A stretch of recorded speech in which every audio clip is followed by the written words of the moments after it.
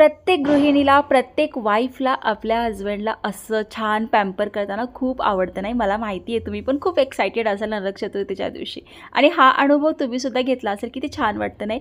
सगळ्यांनी आंघोळ करून छान उठणं वगैरे, स्नान करून मस्तपैकी एकत्र बसलो, फराळाचं केलं. त्यानंतर आईंसाठी थोडीफार शॉपिंग करायची होती आणि मी नेसलेली साडी सगळेजण विचारत होते कुठून घेतली, तर ही सासूबाईंनी पायल साडी सेंटरवरनं 333 रुपयाला घेतली होती.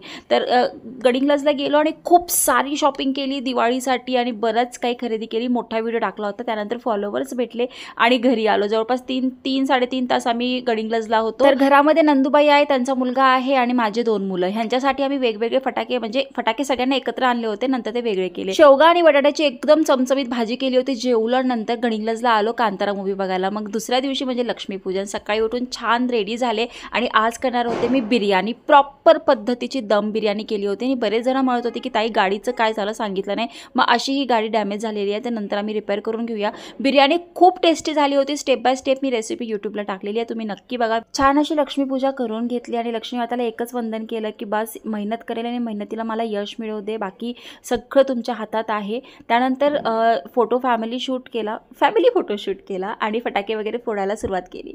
तर सगळेजण म्हणत होते की ताई तू साडी कुठून घेतली, तर ही चंद्रबा रोहिणी म्हणजेच आपल्या हाऊस क्वीनच्या पेजवरनं मी मागवली होती. त्याचा ब्लाऊज अजून शिवलेला नाही म्हणून कॉन्ट्रास्ट वेअर केलेला. तर 800 रुपयामध्ये मला ऑफर प्राईसमध्ये नंदुबाईसाठी नारायणपेठ भेटली होती पायल साडी सेंटर. मम्मी आणि सासूबाईसाठी सेम साड्या घेतल्या होत्या 666 रुपयाच्या.